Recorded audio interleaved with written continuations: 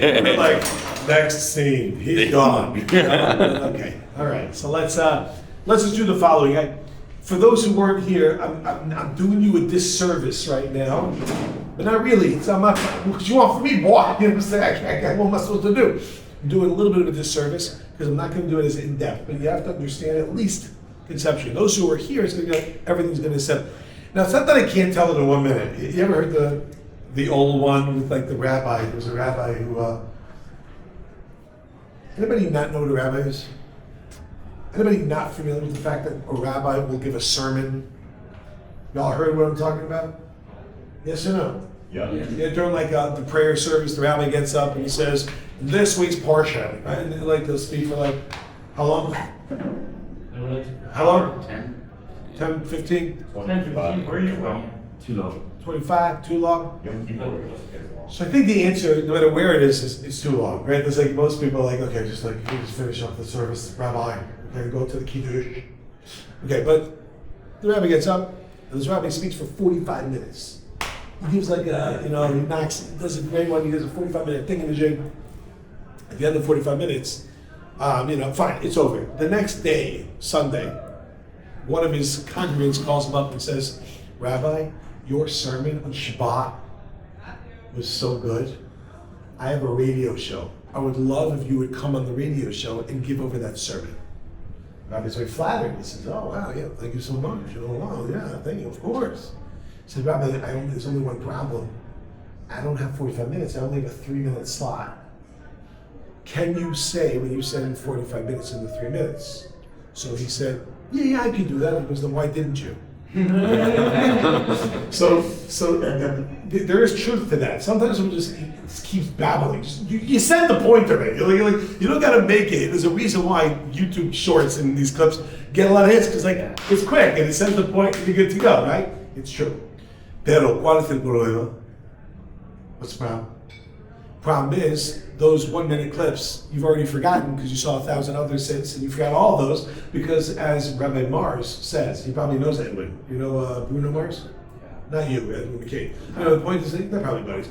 And what did Rabbi Mars say? He's a big congregation around the world.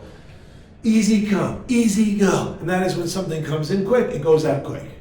Right? Do you get it? And that is anything that you've done very quickly, you forget it very quickly. Everything that took time and you put the effort that you've involved with and you built and you invested in, it gets built and invested in and becomes something, right? So the 45-minute speech that the rabbi gives, sometimes it's like, bro, you just keep saying the same thing. Torah, Torah, Torah, Torah, Hashem, Hashem, Hashem, Hashem. Yeah, I got it. And it's like, but even that will do something. However, other times, it's got to be built. And it's got to be developed. You understand what I'm saying? Therefore, I'm now going to tell you something that we said last time. I'm going to say it in 1 minute. I'm telling you right now, you're not going to get it to the same level. But because I just gave that whole introduction, now maybe you will. Okay, you ready? Here's the bottom line. Here's the bottom line. You know what? I'm not going to tell you. Can you sum up what we spoke about? Yeah, summing up means you don't say write this and whatever. Just sum up. What was the class about? And let's see what you got. Okay, well, what's your name again? Ethan. You were saying Ethan. Yeah, gotcha. Yeah.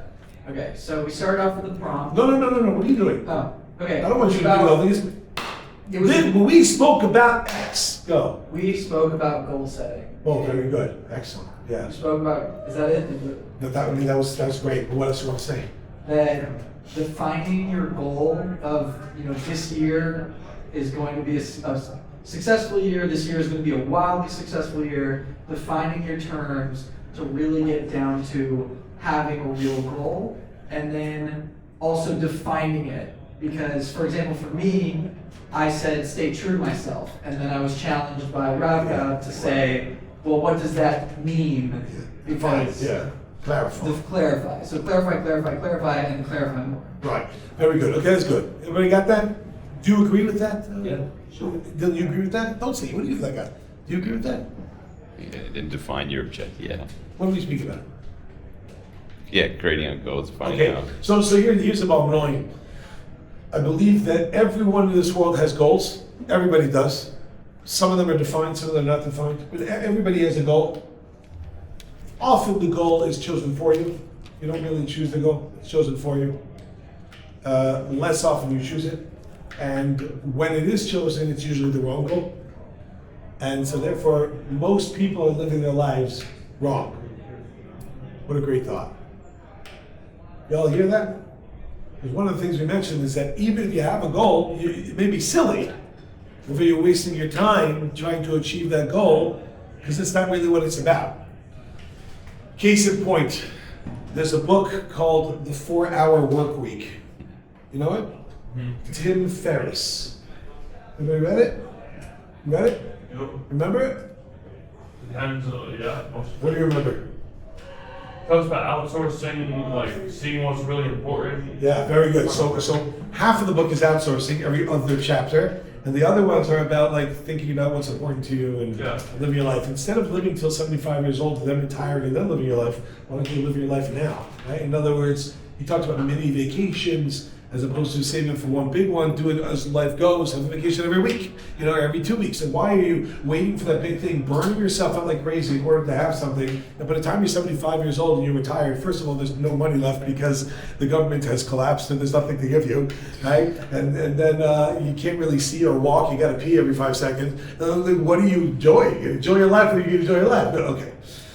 Now, there's one page in that book which brings out an idea that to me I thought was such a powerful concept, just to understand about how we're living our life and what it's all about. Now, people go ahead and they're running after something that they can have right now. What are you waiting for? Apparently, this is a known thing for anyone who's gone to like a business school. Is this straight? It's been killing me since we started. It's tilted left. Do you not see? Am I the only one who sees that? I think it's pretty straight. It's still tilted left, but no, it's okay. I'll just do this. I'll just do this. I'll just do like that, Yeah, okay. We can pretend that's good. All right, so now, it's just like OCD. I guess I have OCD. I just figured that out right now. So here's the deal. There's a guy. He goes. He's masters of business, and he's got the big job. And he's working for the man. And he's 27 years old, but he's out burnt because he's been working so much. He needs a vacation. He goes to Mexico. But there's no pictures or videos of this. Just in my mind, I just picture the following. The guy goes on vacation, and then the thing, it says he goes to Mexico, just to get away, just to chill. And the way I see it is he shows up at the hotel so late, he's so tired, he just passes out in the bed. Next morning he wakes up, there's a balcony with curtains that are blowing in the wind. He's wearing shorts and a shirt that's unbuttoned. You know what I'm talking about. And he goes out to it and it's like, oh, he's tired. It's like 10 o'clock. It's like, oh, what's outside? See some guy catches his eye. This guy is coming in from the water. And he's got tons of yellowfin tuna on the boat. You know this? He's like, what is this? Comes downstairs, goes over to the guy. He says, Señor, lo siento, permiso. Yo tengo una pregunta. Says, my friend, mi amigo, mi hermano, ¿qué es esto? Pescado. Mucho pescado. He's really pissed. This guy's one wants to cook. Mucho pez. He says to him, get all this fish, bro. What's going on? It's like, sí, ese. So, what is all this? Who are you? What's your life? He's like, Señor, you should know I wake up. When I wake up, 8 o'clock, 9 o'clock, 10 o'clock, I go in my boat to the agua. I go get some pez. I go to the water to get fish. I bring the fish back. So what do? Then I chill. They're like 12:30. Talk about a half day and a half. Half day and a half. 12 and a half. And then I make some fish. Hang out with my girlfriend. mi amigos, we have lunch. And then I chill till like 5 o'clock. I get more fish. We make a barbecue. I play guitarra. Live la vida loca. Here we go. Ole, ole, ole. And then, he's like, well, let me tell you something, sir. I'm from New York. I have an MBA. How much fish you got? You're gonna get empire.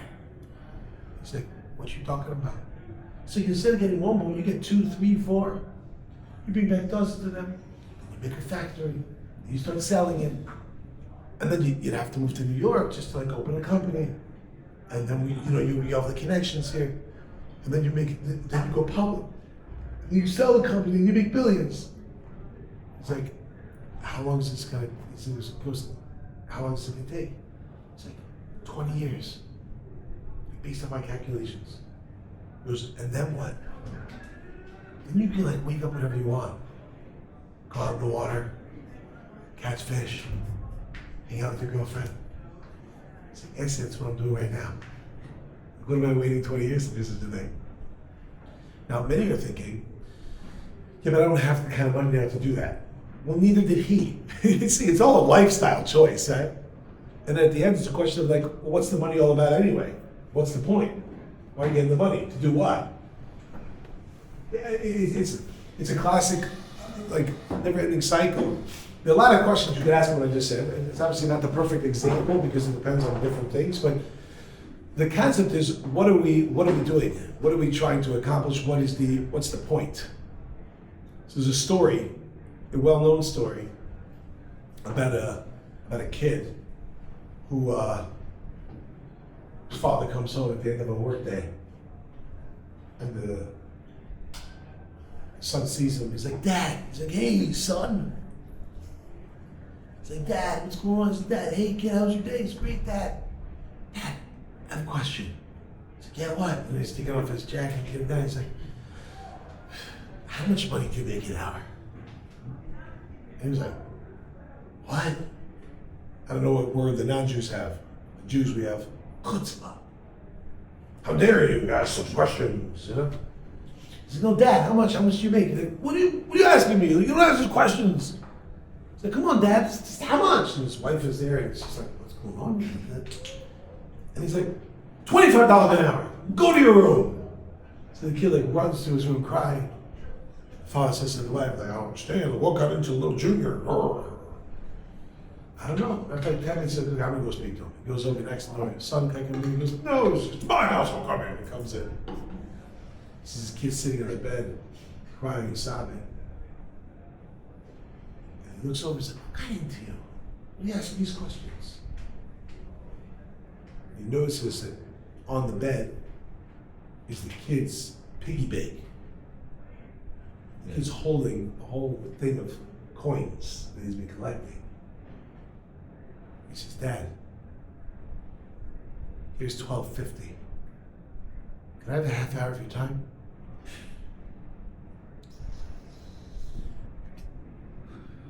Curtain call. You hear that? He asked the father, why are you working?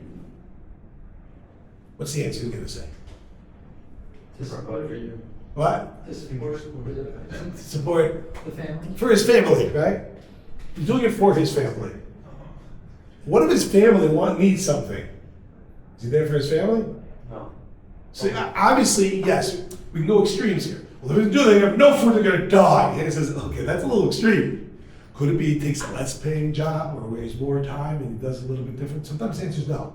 You gotta just gotta do it. That's what it is. Sometimes the answer is yes. And what does he do when he gets home? I'm too exhausted to even spend time with my family. What was the point then? Is it really for your family? Do you understand? When we talk about a goal, we gotta play out the goal, play it out to the end. What's your goal? Then you have the goal. Now ask yourself, why is that your goal? Is that really what you want? What is it about that you want? And if what you wanted out of that is something, so are you living up to that thing that you wanted it for? You hear what I'm saying? Person gets married. Well, why are you getting married? Why are you marrying this person? Are you giving to that person the same way you did when you first got married? Are you giving to your family? Is it real? Now you have all the money, so what? What are you going to do with it? ¿Cuál es el punto? Right? That's the ultimate question. So there was last time we spent a little more time figuring out what does that mean, how to make the goals. This time we're just taking a little bit more, let's play to the nth degree. Play to the nth degree. Now, there's many different types of goals we have in our life. We have daily goals, weekly goals, monthly goals, yearly goals, and then we have life goals. The first goal you got to figure out, the first one is life. What's your life purpose? Lo primero es cuál es el punto de tu vida. What is your point of your life? Why do you exist? Once you can figure out the point of your life, then we can start, looking at the details. But you got to know what's the ultimate, right? So, in a nutshell, you'd call that the GPS life. You got to know where do you want to go. You have a destination. Once you figure out your destination, then we can figure out how we're going to get there. You're going to walk. You're going to cycle. You're going to e-bike. You're going to Greyhound. You get a car, plane, bus, train, rollerblade, ice skate. Those are for like more northern locations. All right, how are you gonna get? You're like, what? Ice? What is that? How are you gonna get there? Okay, that's already details, but hold on for the details. What's the ultimate goal? You're gonna die, people. All y'all gonna die. There was a story, terrible story. There was I just want to start off today, There was this couple, they had their first child. They were very much looking forward to this. They had their first child, very excited. Doctor takes one look at the baby and says, whispers something to his colleague. And you don't want that happening in the birth room, like that as the baby's coming out. Doctor whispers something and says, and then it was like. So the mother was like, what's wrong? What? I said, no, nothing. Congratulations. What do you mean? What? What's the problem? Is there a problem with the baby? Whatever. What do you? Whatever. Just let's go. I said, okay. We have to be honest with you that we've seen this before, but your child has a disease that it's very common. But like, how serious? Talking about like life and death. What are you talking about? Well, unfortunately, there is a 100% mortality rate for this. So they go, what's it called? It's called life.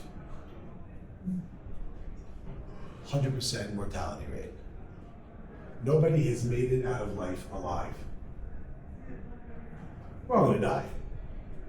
Oh, some people make it for 70 years, 80 years. Some make it 90, 100. I think the oldest living person now on record is 116. Somebody who's from the age. It's gotta be true. 116 years old. Okay, they're alive now. They're still be well. Nobody's made it beyond. We're all gonna die. Question is, what's gonna be? Well, we're not dead. What's the goal? What do you want to accomplish? What do you want to walk away with? Is anyone with me in Essentials? I quoted the other day in Essentials. Sam Walton. Walton. W-L-T-O-N. You know? He has a few stores called Walmart. You heard of Walmart before? Yeah. Even Canadians? Yeah, where are you from? Georgia. Which Georgia? In the States. Where? Marietta. What's it called? Marietta, north of Atlanta. Marietta, it's called? Marietta. Nice. Yeah, in Walmart there? Yeah. Okay. Yeah. What did Bill Walton, who was the founder of Walmart, on his deathbed, what did he say? On his deathbed, his final words. His final thing he said was, ugh. But before that, he said, I blew it. Can you imagine? The answer is yes. You're like, no, wait a minute. Yeah. Yeah. Actually, yeah, my life sucks. You know, so like, I'm kind of living life to go Walton, you know? Is that a real thing, or is that just something you read on Facebook? Yeah, I mean, it's probably not real. Okay. But you get the point. Yeah. I don't know. Fact check it. Check it. Just type in Bill Walton, final words, whatever it is. But even if it's not true, someone asked me recently about that. It's like, this is a true story. I said, I have no idea. I don't know any stories are true. I only know the stories that I tell that happened to me, and they're not true. It's like, who knows? What do you got? This doesn't make sense. Which part? The whole I love you, Kenny, I miss you, I salute you, thank you, shine on, carry on with eternal gratitude and balance everything. I thank you for my life. The luckiest guy in the world, BW, he's right side of the room. He said a lot of things. It's pretty impressive. Yeah. Oh, And Bill, well, oh. you think it was someone else? I looked at Michael Johnson, Anywho's, you get the point. You don't want to live it at the end saying, oh no, I blew it.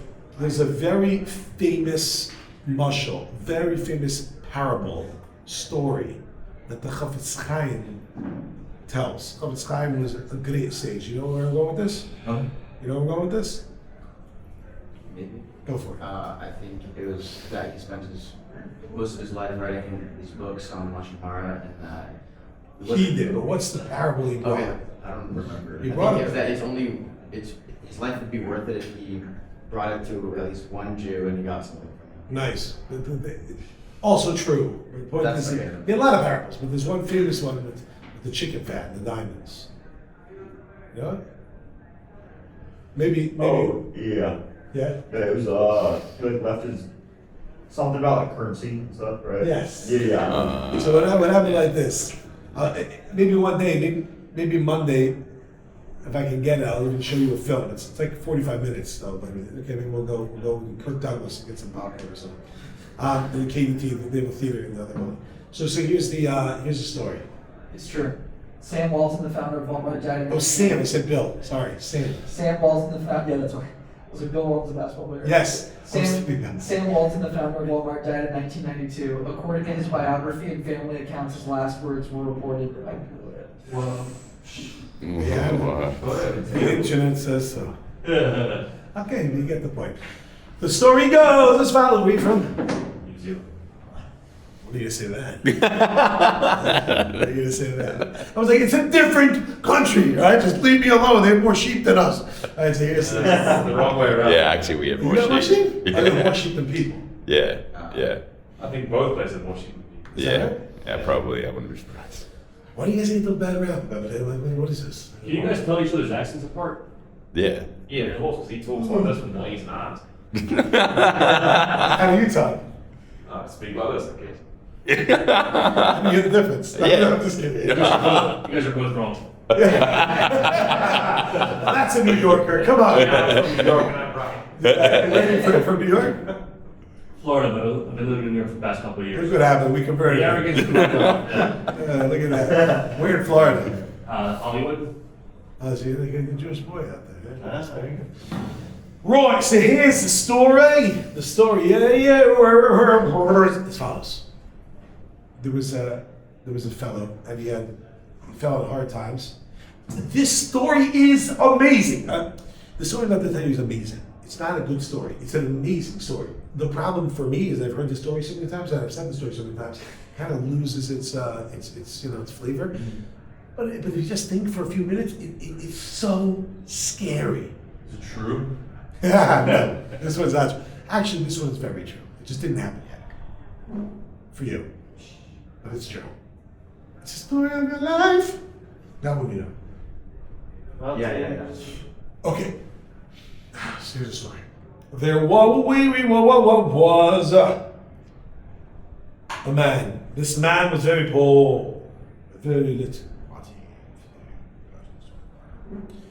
This guy hears that there's an island.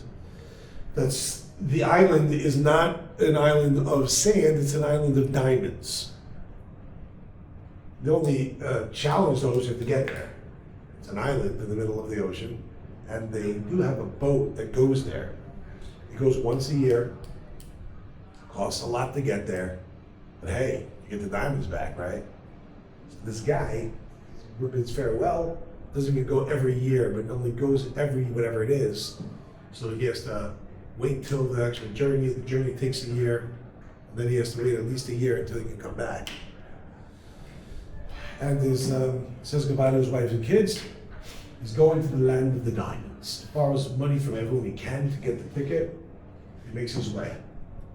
As he gets there, he starts to see, you see this light in the middle of the ocean.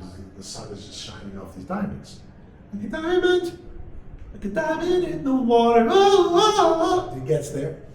And everyone just like jumps off and starts swimming and beautiful. And they just pick up this, and then, you like it, then you got, and pick up the, wow, look at this. Oh, Dios, ¿qué es esto, diamantes? This guy, he sees this guy selling drinks on the beach. He says, I'll have a pina colada. Guy pours him a drink, and he's like, swipes up some diamonds. He's like, keep the change. The guy looks at him. He's like, what? Bro, diamonds? He's like, yeah, diamonds. I know. His brothers are worthless here. They're everywhere. I could pick up the same thing, like what he showed me. So what's the currency here? There's all the currency here? Chicken fat. Chicken fat. How do you get it? He goes, get a job. Minimum wage is 5 chicken fat an hour. That's like, that is disgusting.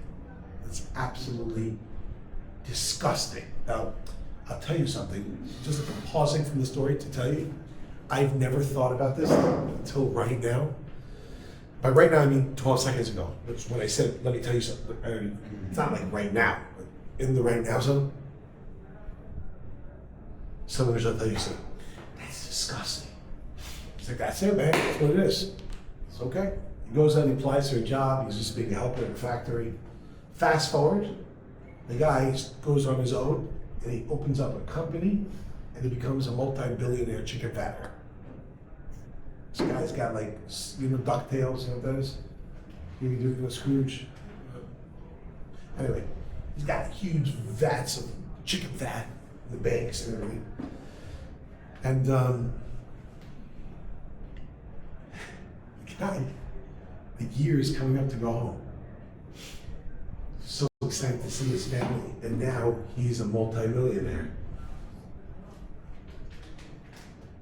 So he collects all the chicken fat, puts it into trunks and suitcases, pays people to bring it onto the boat, chicken fat, makes the journey home. Gets home, he's so excited. His kids might come up to him and like, yes, and give him a big hug. She goes, what does that smell? And he goes, that is the smell of wealth. She goes, it smells like chicken fat. And he's like, yeah. But something about her facial expression like jolts him back into reality. And he realizes, oh, chicken fat.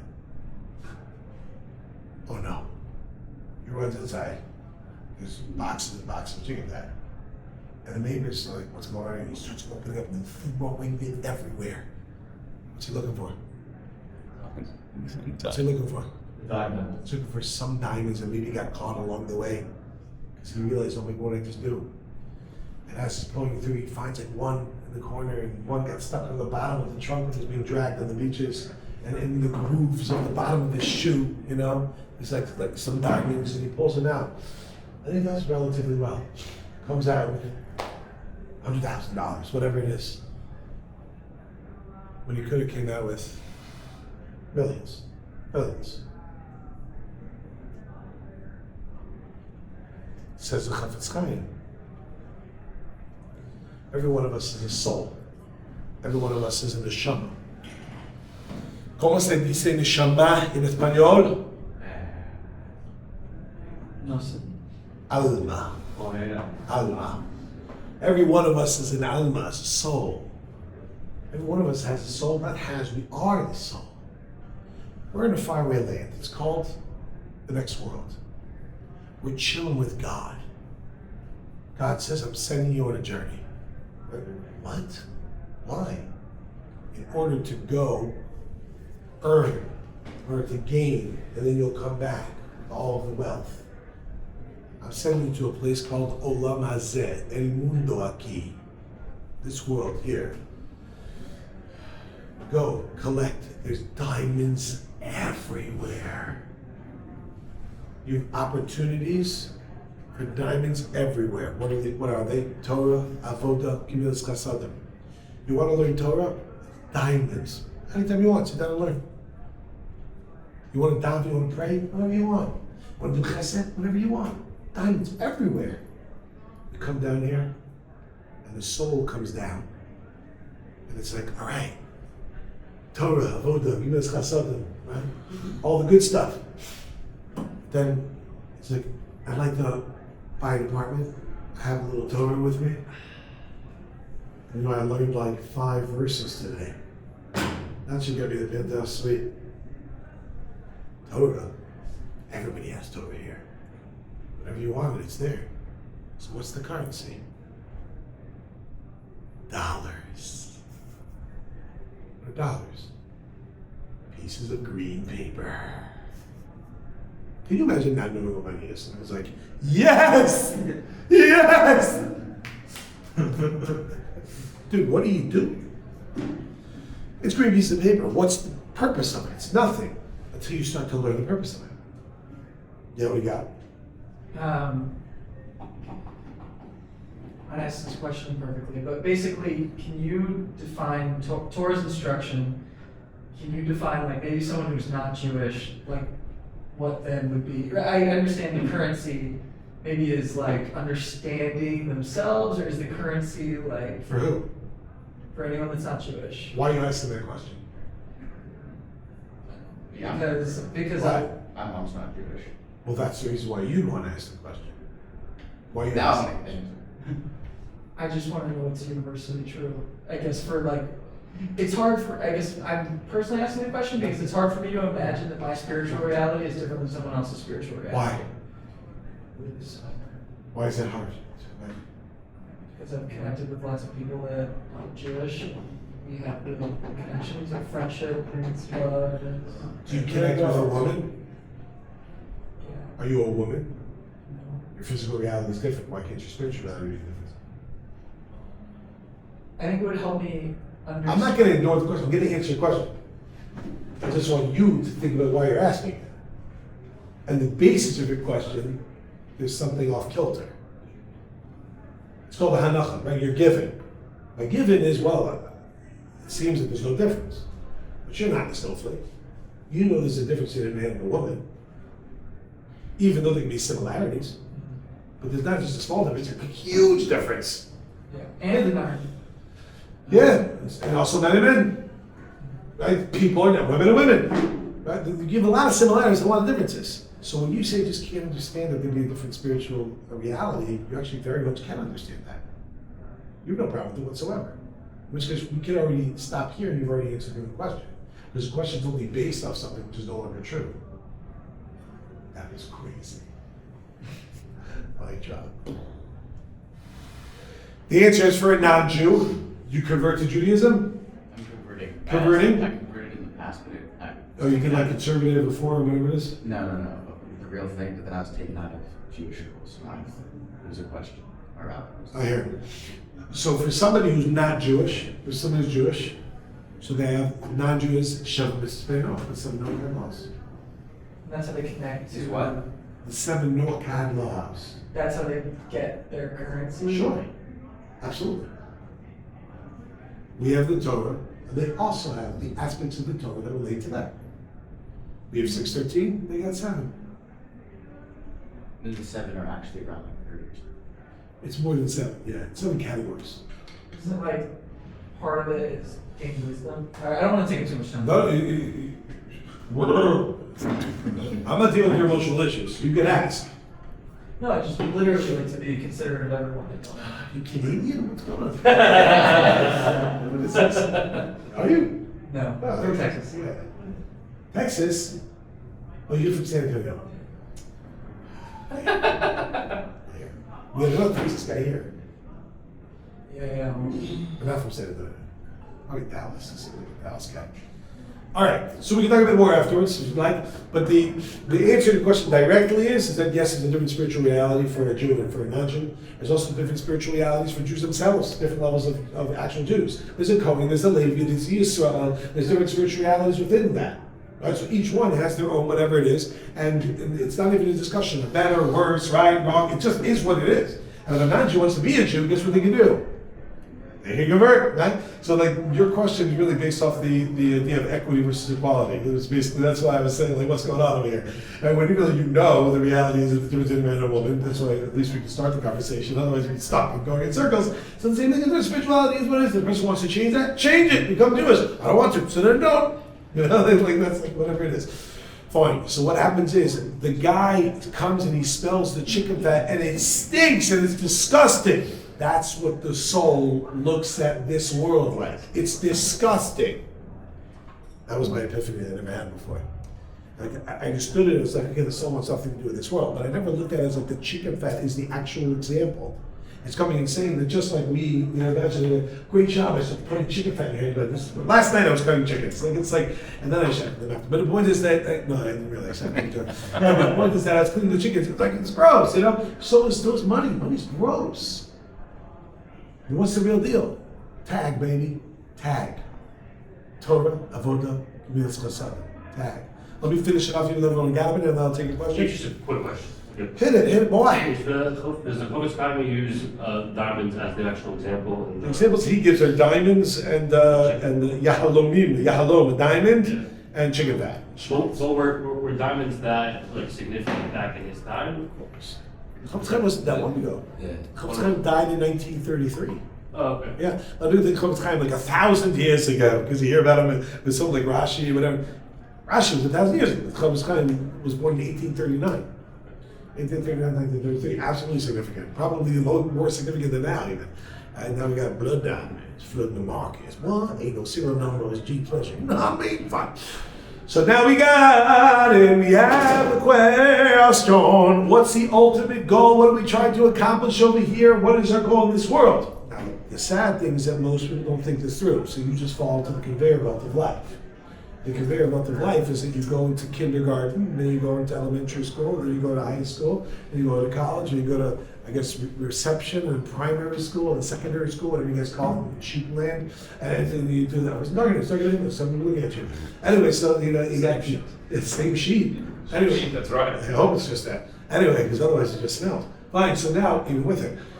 So then we have it like this. When you go and I say to you in last class, right, write down what is it this year will be a successful year if. It's like, the answer to the question will always be if I'm getting closer to the ultimate goal. That's the answer.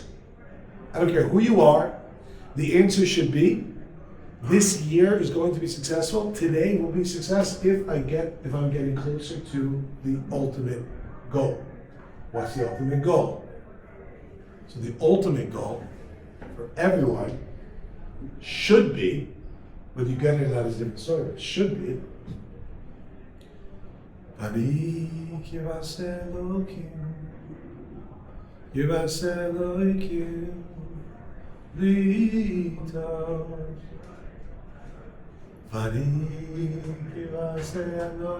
look into my eyes, I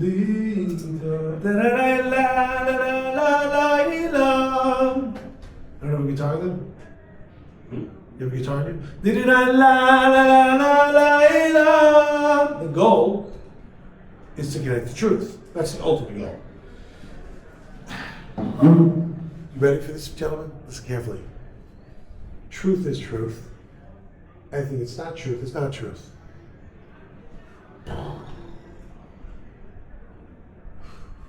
We said that. Pretty good, huh? And the one thing that everybody here wants is meaning and purpose. They want to feel like they're accomplishing something, that life actually is meaningful. What's meaningful? Well, whatever is meaningful is meaningful. Whatever isn't, isn't. What do you mean whatever is meaningful is meaningful? The truth is meaningful. It's not the truth, it's not meaningful. Unless you make it up to be meaningful, in which case you don't have a short-lived meaning as long as you give it meaning. As soon as you wake up, you will no longer have that meaning, it will be all over. Y'all get it? So that's the ultimate. First step is to figure out what's my goal. And then we can talk about, the steps we're going to take to get there. Has anyone here ever heard of a book called the Mesilas Yesharim? Heard of Mesilas Yesharim? Have you ever learned it before? You learned a little bit? Yesterday? So, if anyone's learned it before, you should have immediately said to me, oh, right, I hear what you're saying. Mesilas Yesharim. But nobody here is actually paying attention to this necessarily when they're learning it. You know what his opening line is? Yesod HaChasidus, V'shorish HaAvoda, She'ez Bar V'yeshabes, Eitzel Kol Adam Machovaso Ba'olamo. For those who don't speak Hebrew, and I just said, I'll now translate. The foundation of piety. Being a pious person, really righteous, pious. And the root of true service comes in one clarifying and getting true what is your obligation in your world and to what you should place any and all of your energies towards. Which means, step one, figure out what is the point, what are you doing here? Once you figure out what that is, now do anything and everything in your power to get it. Y'all here? So we can come up with a lot of goals. My goal is to make money. So therefore I'm going to do anything and everything I can. My goal, taking my power to get it. And then the person gets it, and then they get depressed. And like, what's going on over here? And it's just like, you got a goal, that's good. You're just a fool when you picked that was your goal. Nobody has a goal of meaning and purpose, attains it, and then feels bad that they attained meaning and purpose. It was like, oh, life's so meaningful. Oh, I have purpose. I just have a reason to get out of bed. Oh, it's so difficult. Nobody does that. And then we have our individual goals for the week, for the month, for the year, whatever it is, that are all coming back to the mothership of that ultimate goal. But I get it. And if we really broke it down, then it would be, okay, so what's the ultimate? And then break it down to what's the goal for today? Why are you in Aish HaTorah? Why are you here? What's the purpose? What are you trying to accomplish? Why is that what you're trying to accomplish? And taking steps moving forward towards it. Any questions, comments, stories, or attacks, to the verbal and physical shall begin. 5, 4, 3, 2. Have a great day, everyone. Bye. Thank you. What was the G in tag? Torah. Gemilas Chassadim.